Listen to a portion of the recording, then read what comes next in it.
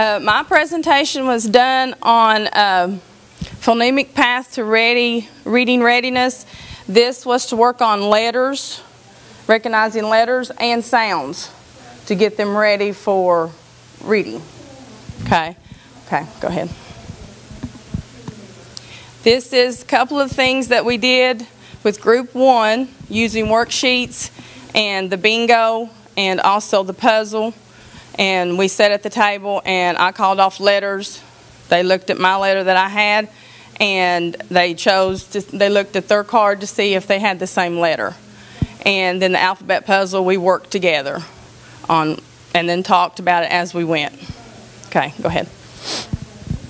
Okay, Group 1. According to my records, Group 1 had an average of 15% knowledge of letters before using this approach.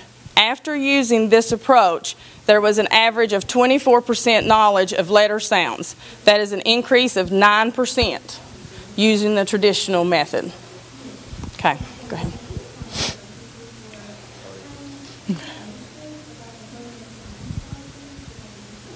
And here are the children working on the iPads. And the following slides will show the apps that we used. Not all of them, just a couple of the main ones that we used. Endless Reader. And I know there's I don't know, they said the internet wasn't working very well. There's a PowerPoint right here. It's very light. I don't know if it'll work. If it don't, it's okay. That's all right. I was just going to show you how it worked. But Endless Reader here.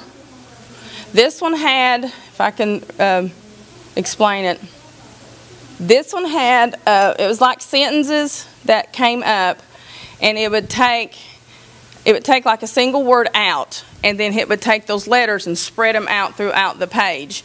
And then they would put their finger on each letter, and as they were matching that letter to the shape, it would say the sound. Like one of the words was all. They'd click on A, and it would go until it got to the A. And it did that through that until they got the word done.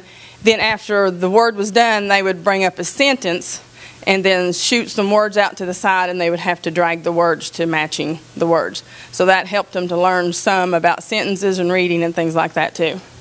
Okay. Phonics Island, that was like an island, and it had different stages, different letters. They would click on what letters. I tried to stay on the same 4 letters until they learned those letters and then moved on. So there was different activities that they could use with the sounds, with the letter sounds of those 4 letters that they chose.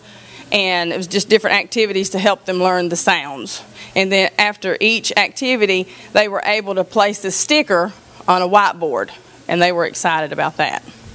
Okay. This is PBS shows. All this was just different, like short little versions of like YouTube videos that talked about different letters, numbers. I mean, there was a bunch of different little shows. That's all it was, just little shows. Okay. And here they are on the iPad again. And then there they are. Okay. Now, Group 2 was the one that we used the iPads. Group 2 had an average of 7% knowledge of letters and sounds before using the iPad approach. After using the iPad over the last few months, there was an average of 26% increase in learning letters and sounds. I did a group average. I thought it was better than just doing a single average. So I did a group average. So you can see there was a bigger increase in learning with the iPads than what there was with traditional learning. Okay. Okay, so in conclusion, as you can see, there was a bigger increase in learning with iPads than with the traditional teaching. Even though both techniques are good, and they learn with either one, but today's society, kids are more used to using iPads than other technologies. And with that, kids respond better to these types of techniques in learning than with traditional teachings. I have enjoyed working with the kids with these apps and walking them through step by step what to do with the apps. I look forward to continuing helping kids in the future to learn more using their iPads.